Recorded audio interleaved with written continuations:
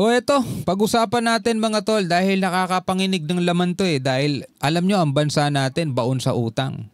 No? Ginagamit sa kung saan saang proyekto, ginagamit para sa ating lahat. At eto, yung isa sa mga dahilan kung bakit tayo nangungutang mga tol para maisaayos natin yung ating bansa. Kapag umuulan, hindi tayo masyadong binabaha. Sad to say, napupunta lang yan mga tol sa bulsa ng iilan. Tulad na lamang nitong balitang to mula rito sa News 5 Everywhere. Yan ilang palpak na flood control project na bisto sa Quezon City. Mga tol, hindi lang Quezon City. Manila, lahat mga tol. Meron silang mga flood control project pero tingnan nyo naman, lumilitaw.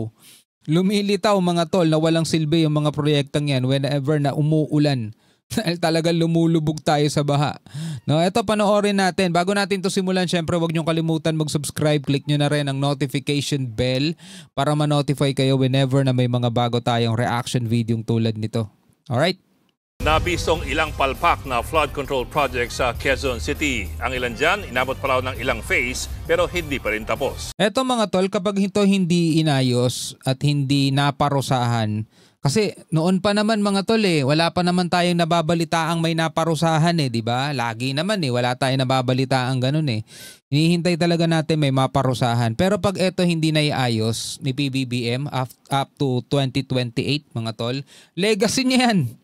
No, sa panahon ng administrasyon ni Bongbong Marcos, laganap ang katiwalian. Tapos babalik tanaw tayo ano bang mga nangyari nung administrasyon ni BBM. Eto, lubog ang buong Pilipinas, lubog ang Maynila, lubog ang NCR. Lubog mga kapatid. Nasa frontline na balitang yan si Gio Robles. 7 sa 15 kontratista sa listahan ni Pangulong Bongbong Marcos. Si PBBM mismo naglabas ng listahan.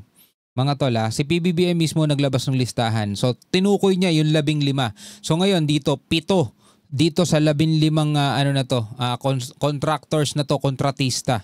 Ang may proyekto sa Quezon City, ayon sa datos ng local government unit, ang 4.3 kilometer San Juan River sa QC ang sentro ng humigit kumulang 10 flood control project ng DPWH sa lungsod. Grabe Palagay ko pati yung namumuno sa DPWH kailangan palitan din yun. Hindi siya mabisang leader dun. Pero matapos ang assessment ng LGU, may mga proyekto sa ilog na hindi makita pero umaabot ng 66 phases. 66 phases pero proyekto hindi makita. My goodness. Saan banda kaya yung phases 1 to 66? Ano po ba ito? Isang pako kada taon? Ayon sa QC Engineering Department, ongoing ang ghost project ng kontratistang YPR Gen Contractor and Construction Supply na pinondohan ng 145 million pesos. Hindi ba pwede, mga tol? Ito naisip ko lang na ang DPWH magiging direct under ng presidente, under his watch. Para presidente lang ang masisisi Siyempre wala nang ibang ituturo. Hindi ta pwedeng hawakan ng kahit na sinong congressman. Hindi to pwedeng hawakan ng congressman. Pwedeng ilatag lang naman sa presidente lahat ng mga lugar na merong nagagawa ng flood control project. Kasi sa mga congressman mga tol, doon talaga minsan bumabagsak itong mga bagay na to kasi kanya-kanyang distrito yan Kanya-kanyang city yan, sila mag-aasikaso O ibibigay sa presidente yung listahan ng mga lugar na magsasagawa ng flood control project. Tapos under his monitoring mga tol. Sa kanya na rin, sa under president din, under ng gobyerno din mga tol, yung kung hindi kaya ng contractor ng gobyerno di kuha siya ng mga contractors pero kailangan managot yan kapag hindi nila maaayos. Hindi yung kung kani-kaninong kumukuha mga bidding. May mga kickback kasi yung mga yan Diba may mga kickback yan ito ikaw mananalo sa'yo ko ibibigay itong proyektong to. Pero syempre wag mo kong kakalimutan. May mga ganun yan mga tol. Diba kaya nga nangyayari ito Pero hindi ba pwedeng under ng presidente na lang itong bagay na to? Diba? Ito lang naisip ko lang naman. Para hindi nakalat sa mga congressman. Minsan talaga sa mga congressman mga tol. Bumabagsak itong mga to. Congressman nga May isa pang flood control project na nasa 63 phases naman pero hindi rin makita kung saan banda mismo sa ilog. Biruin mo may ganun na, hindi pa makita. Ay naku po, anong nangyari sa ating bansang Pilipinas? Ang kontraktor ng rehab ng flood mitigation structure na may 47.2 million pesos ang pondo, ang St. Timothy Construction Corporation ng mga Diskaya. Ayan, kalat na kalat ngayon yan mga tol. Sa FB, napapanood ko yan, interview ni Julius Babaw sa ni Corina Sanchez, binibida nila mga tol, yung mga luxury car nila, yung mansion nila, yung mga art collection nila, na nagkakahalaga talaga ng ay sobra. Alam mo yung pangarap ng bawat Pilipino na magkaroon sila ng ganong uri ng kayamanan. Nasa kanila na lahat mga tol. Pero eto kapalit ng mga Diskaya na isa sa top 15 na kontratista sa listahan ni Pangulong Marcos. Ayon kay Mayor Joy, nasa 254 ang mga flood control project ng DPWH sa lungsod. Grabe, pero kahapon umulan mga tol sa may Mother Ignacia, talagang bumaha ng sobra, no? Quezon City rin yun eh.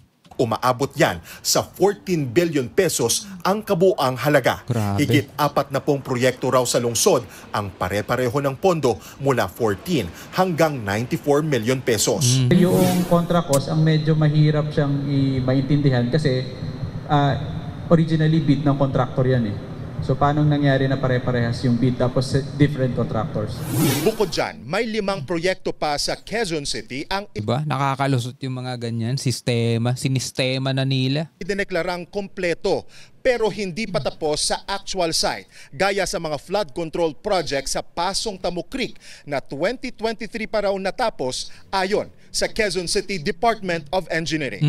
48 million pesos ang budget ng proyekto pero nang puntahan ng News 5 tila wala pa ito sa kalahati at nakatiwangwang ang mga materyales. Yes, I am convinced that there are anomalous projects. Grabe. Kita nyo mga tol kung ano nangyari dito sa ating bansa. Kung gaano tayo binalahura. Ay nako po talaga. Kaya iniisip ko na lang tayo mga tol, wala naman tayo magagawa dyan eh. Mga mahihina lang tayo, mga ordinaryong mga Pilipino lang tayo. Kung pwede lang. Alam mo yun mga tol, etong mga to na sige dito sa lupa, nagsasaya kayo, napakalaki ng yaman ninyo, naasa inyo na lahat na kaya nyong bilhin, kaya nyong kainin. Pero ako naniniwala ako mga tol, pagdating ng araw talagang huhusgahan na tong mga to, huhukuman na tayong lahat, etong mga to yung lalangoy sa dagat-dagatang apoy eh. Diba? Ito yung mga ilulublob dun araw at gabi, walang kapahingahan. Palagi ko hindi naman naniniwala rin sa mga Diyos tong mga to. Hindi naniniwala tong mga to sa Panginoon Diyos. Pero mo napakalakas ng loob nila at saka napakatigas na mukha nilang kumain, ipakain sa pamilya nila yung galing sa nakaw. Ay nako, nakakadiri itong mga to. I have actually reached out to Secretary Bonoan with all honesty many times. And he has not agreed to see me. Sinubukan Ito yung head ata ng DPWH Bunuan. naming kunin ang panig ng kalihim pero wala pa siyang tugon. Nauna nang sinabi ni Bunoan na wala siyang kinalaman sa mga anomalya sa flood control projects. Nagbabalita mula sa Wala siyang kinalaman sa mga anomalya pero diba, siya yung head dyan siya yung secretary Hindi lumusot sa kanyang lahat yan, hindi siya mabisang leader dyan. Dapat palitan yan. Diba? Ay naku po. Anyway mga tol, bilang mga Pilipino, ano ang inyong masasabi rito? Comment na lamang kayo sa ibaba. Hanggang sa muli, ako nga pala si Shobaldi. Peace out.